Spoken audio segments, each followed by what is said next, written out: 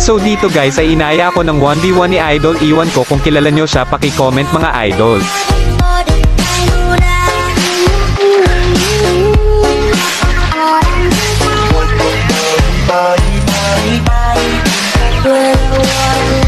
Dito nga ay naghang ang aking CP, pero dahil nga gwapo si Darkcho ay nabigyan ko pa rin si Idol.